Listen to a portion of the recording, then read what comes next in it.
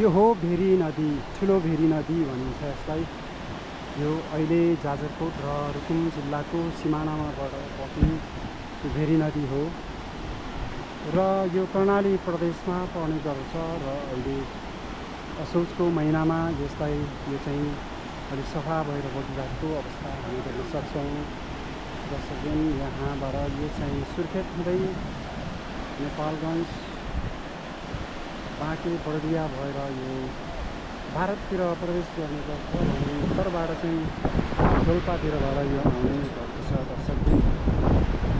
यसरी अहिले चाहिँ यो शरद ऋतुसँगै मौसम सफा भएसँगै सफा तरिकाले बगिरहेको अवस्था हामी देख्न सक्छौँ। निकै नै ठुलो छ, यसको भाव ठुलो छ, एकदमै ठुलो छ। निकै नै ठुलो भएको हुनाले यसलाई ठुली भेरी भनिन्छ भने अर्को ठाउँमा चाहिँ सानी भेरी भनेर पनि अर्को नदी रुकुमको बिचबाट भएर बग्ने गर्छ दर्शकहरू। अहिले हामी पारिपट्टि रारी छ, रारी भन्दाखेरि यतापट्टि चाहिँ पारिपट्टि जाजरकोट जिल्ला रहेको तपाईँलाई जानकारी दिएको छ।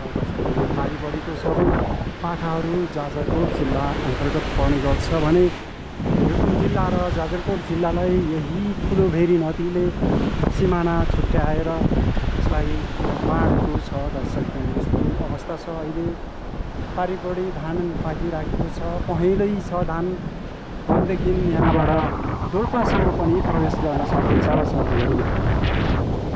यस्तो अवस्था छ अहिले यो असोजको महिनामा।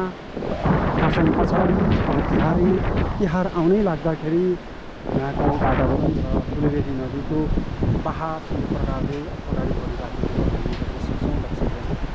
तपाईँले देख्न सक्नुहुन्छ यो जुन पुल मार्फत रुकुम जिल्ला र जाजरकोट जिल्लालाई यो राडी भन्ने आरबिसकोट नगरपालिकाको राडीबाट दल्लु नगरपालिका जाजरकोटको दल्लु नगरपालिकालाई जोडिरहेको अवस्था हामी देख्न सक्छौँ दर्शकहरू।